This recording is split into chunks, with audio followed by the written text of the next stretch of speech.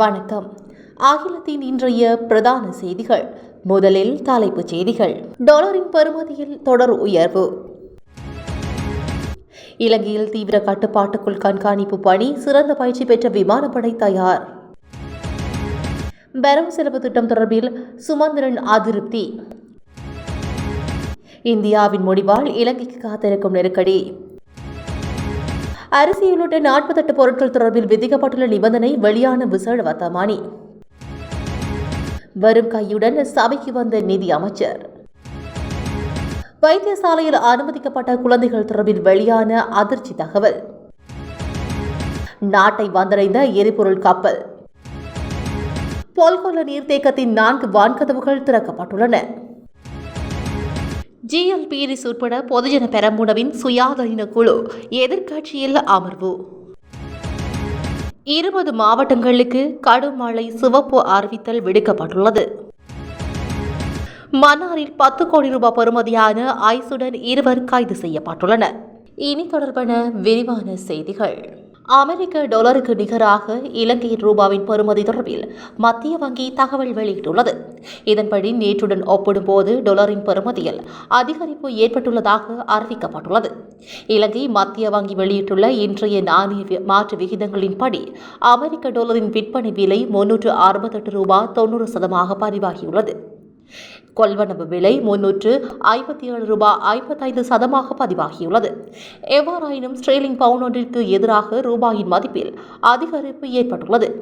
அதே நேரத்தில் பல வெளிநாட்டு நாணயங்களுக்கு எதிராக ரூபாயின் மதிப்பு தளர்வு நிலையில் உள்ளதாக தெரிவிக்கப்பட்டுள்ளது.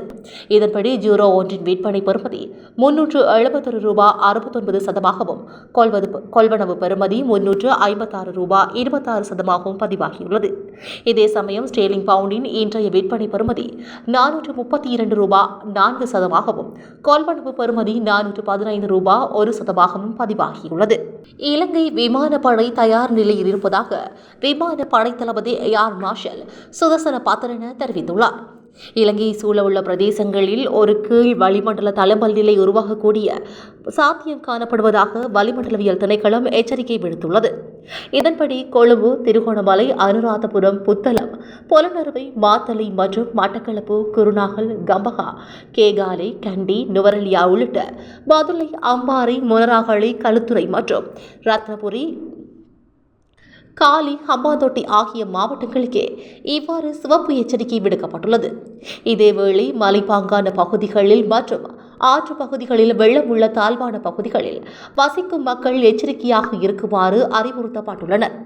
இந்த நிலையில் நாட்டில் ஏற்பட்டுள்ள சீரற்ற வானிலையால் ஏற்படக்கூடிய அவசர நிலைமைகளுக்கு முகம் கொடுக்க இலங்கையின் விமானப்படை தயார் நிலையில் உள்ளதாக குறித்த அறிவிப்பில் சுட்டிக்காட்டப்பட்டுள்ளது. இது தொடர்பில் சுதர்சன பாத்திரன மேலும் தெரிவிக்கையில், ஏற்படக்கூடிய இயற்கை அனர்த்தங்களில் இருந்து மக்களை பாதுகாப்பதற்கு விமானப்படையினர் தயார் நிலையில் இருக்கின்றார்கள். அனர்த்த நிலைமைகள் குறித்து விமானப்படையின் விமானங்கள் நாட்டில் கண்காணிப்பு பணியில் ஈடுபட்டுள்ளன. அனர்த்தங்கள் ஏற்படும் போது மக்களை மீட்கும் நிவாரணங்களை வழங்க உலங்கு வானூர்திகள் சிறப்பு பயிற்சி பெற்ற விமானப்படையினர் தயார் நிலையில் உள்ளதாக குறிப்பிட்டுள்ளார்.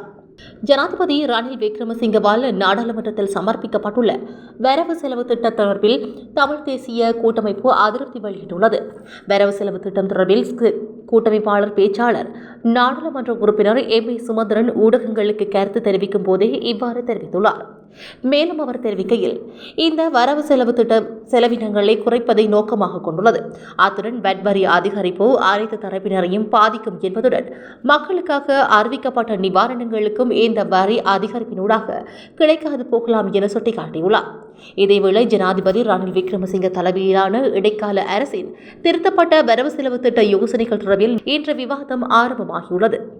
எதிர்வரும் செப்டம்பர் மாதம் 2 மற்றும் 3 வாசிப்புகள் மீதான விவாதம் தொடரும் எனவும் 2ஆம் தேதி மாலை வாக்கெடுப்பு இடம்பெறும் எனவும் தெரிவிக்கப்பட்டுள்ளது.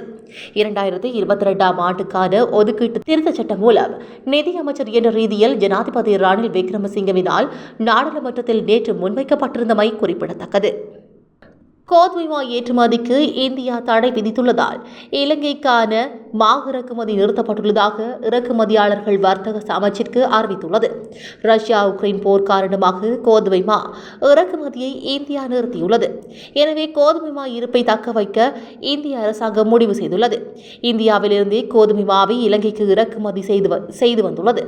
எனினும் விரைவில் இந்தியாவிலிருந்து கோதுமை மாவை இறக்குமதி செய்வதற்கான வாய்ப்பு முழுமையாக இல்லாமல் போகும் அபாயம் ஏற்பட்டுள்ளதாக இறக்குமதியாளர்கள் தெரிவிக்கின்றார்கள். தற்போது துருக்கியிலிருந்து மாத்திரமே கோதுமை மாவை இறக்குமதி செய்ய முடியும் என்ற நிலை உருவாகியுள்ளது. கோதுமை மாவிற்கு கடுமையான தட்டுப்பாடு ஏற்படும் அபாயம் உள்ளது என சந்தை தகவல்கள் தெரிவிக்கின்றன. பொருட்கள் விற்பனை, உற்பத்தி மற்றும் இறக்குமதி குறித்து விசேட வர்த்தமானி அறிவித்தல் ஒன்று வெளியிடப்பட்டுள்ளது. 48 வகையான பொருட்களின் உற்பத்தி, களஞ்சியப்படுத்தல் மற்றும் விற்பனை தொடர்பில் பல நிபந்தனைகள் விதித்து வந்த வர்த்தமானி அறிவித்தல் வெளியிடப்பட்டுள்ளது.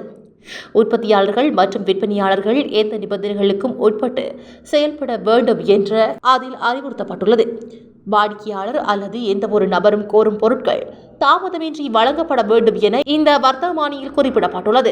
மேலும் அரிசி, கோதுமை மா, முட்டை, பருப்பு, டின்மீன், பால்மா, வெள்ளைப்பூண்டு மற்றும் கோழி இறைச்சி, பயிறு, உருளைக்கிழங்கு, மேலும் காய்ந்த மிளகாய், சீனி, சீமேந்து, மணல், மோட்டார் வாகன உதிர்ப்பாகங்கள் போன்ற 48 பொருட்களுக்கு இவ்வாறு நிபந்தனைகள் விதிக்கப்பட்டுள்ளமை குறிப்பிடத்தக்கது. கொரோனா நோய் தொற்று தொடங்கி தற்போது வரை கடந்த 2 ஆண்டுகளில் குழந்தைகள் வைத்தியசாலையில் அனுமதிக்கப்பட்ட பல குழந்தைகள் எடை குறைந்த குழந்தைகள் என அடையாளம் காணப்பட்டுள்ளதாக தெரியவந்துள்ளது. இது தொடர்பாக ஆய்வுகள் மேற்கொள்ளப்பட்டு வருவதாக கொழும்பு ரிச்வே சீமாட்டி சிறுவர் வைத்தியசாலையின் பணிப்பாளர் மருத்துவர் தீபால் பெரேரா கொழும்பு ஊடகம் ஒன்றுக்கு கருத்து தெரிவிக்கையில் அவர் இதனை தெரிவித்துள்ளார். குழந்தைகளின் ஊட்டச்சத்து குறித்து பெற்றோருக்கு போதிய விழிப்புணர்வு இல்லாததே இதற்கு காரணம் என அவர் கூறியுள்ளார். உயரத்திற்கும் எடை சம்பந்தம் இல்லை. மருத்துவமனையில் சேர்க்கப்படும் இந்த குழந்தைகளுக்கு பொருளாதார நிலையோடு சரியான ஊட்டச்சத்து கிடைக்குமா என்பது கேள்விக்குறியாக உள்ளது. கொரோனா நிலைமை குழந்தைகளின் ஊட்டச்சத்தையும் பாதித்துள்ளது என அவர் குறிப்பிட்டுள்ளார். 36,500 மெட்ரிக் டன் பெட்ரோலை ஏற்றிய கப்பல் ஒன்று நேற்று இரவு நாட்டை வந்தடைந்துள்ளது. மின்சக்தி மற்றும் எரிசக்தி அமைச்சர் இதனை தெரிவித்துள்ளது. கப்பலிலிருந்து பெட்ரோலை இறக்கும் பணிகள் இன்று புதன்கிழமை ஆரம்பிக்கப்படும் எனவும் குறிப்பிடப்பட்டுள்ளமை குறிப்பிடத்தக்கது. நிலவும் மழையுடனான வானிலை காரணமாக நீர்த்தேக்கத்தில் 4 வான்கதவுகள் திறக்கப்பட்டுள்ளன. இதன் காரணமாக நீர்த்தேக்கத்திற்கு கீழ் ஆற்று பகுதியை பயன்படுத்துபவர்கள் மிகவும் அவதானமாக இருக்குமாறு நீர்த்தேக்கத்திற்கு பொறுப்பான பொறியியலாளர் சங்கம் தெரிவித்துள்ளது. நாடாளுமன்றத்தில் ஆளும் கட்சியில் அங்கம் வகிக்கும் ஸ்ரீலங்கா பொதுஜன பெரமுனவின் 13 உறுப்பினர்கள் எதிர்க்கட்சியில் இணைந்துள்ளனர். இதனை நாடாளுமன்ற உறுப்பினரும் அந்த கட்சியின் தவிசாளருமான GL பீரிஸ் இன்று நாடாளுமன்றத்தில் அறிவித்திருந்தார். இன்று 2022 ஆண்டுக்கான இடைக்கால பாதட்டின் 2ஆம் வாசிப்பு மீதான விவாதம் இன்று நாடாளுமன்றத்தில் இடம்பெறுகிறது. இதன்போது விசேட உரையொன்றை நிகழ்த்திய நாடாளுமன்ற பேராசிரியர் GL பீரிஸ் கடந்த காலங்களின் நெருக்கடிகளுக்கு முகம் கொடுத்ததை போன்றே தற்போது மீண்டு வருவதற்கான சக்தி மக்களிடம் உண்டு என நம்புகின்றேன். அந்த காலங்களில் மக்கள் கருத்துக்கு செவிசாய்க்கும் நாடாளுமன்றம் ஒன்று அன்று இருந்தது. நாட்டின் பொது கருத்துக்களுக்கு நாடாளுமன்ற நிலைப்பாட்டுக்கும் பரஸ்பர வேறுபாடு உள்ளது. இது சர்வதேச நாணய நிதியத்துடனான பேச்சுவார்த்தையில் சிக்கலை ஏற்படுத்தும். மக்கள் நம்மிடம் எதனையும் கோரவில்லை. எமது ஆட்சி காலத்தில் மக்களுக்கான சரியான வேலை திட்டங்களை நாமே முன்வைத்தோம்.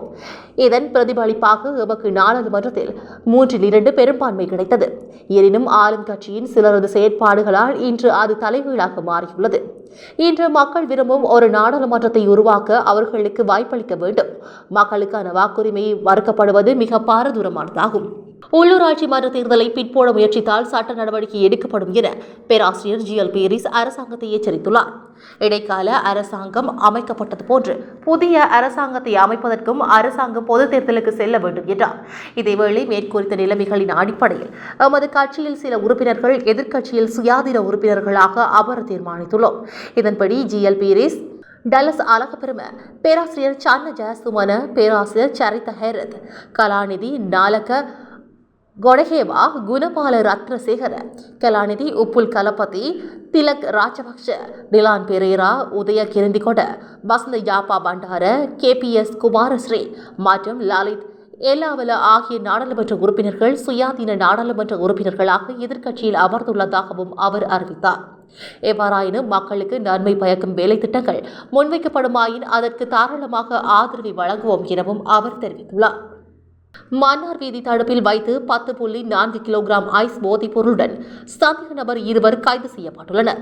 இதன்படி இதன் மொத்த பெறுமதி 10 கோடி ரூபாய் என மதிப்பிடப்பட்டுள்ளது. தலைமன்னாரிலிருந்து வங்காளி பகுதிக்கு கேப்ரக வாகனத்தில் போதைப் பொருள் கொண்டு செல்ல இருவரும் முயற்சித்துள்ளதாக ராணுவத்தினரின் விசாரணையில் தெரியவந்துள்ளது. சந்தேக நபர்கள் மேலதிக விசாரணைகளுக்காக கைப்பற்றிய போதைப் பொருட்களுடன் மன்னார் காவல் நிலையத்தில் ஒப்படைக்கப்பட்டுள்ளமை குறிப்பிடத்தக்கது. அகிலம் மாற்றத்திற்கான மக்கள் குரல். இந்த வீடியோ பிடிச்சிருந்தா லைக் பண்ணுங்க, கமெண்ட் பண்ணுங்க, ஷேர் பண்ணுங்க. மறக்காம கீழே இருக்க பெல் ஐகானை கிளிக் பண்ணுங்க.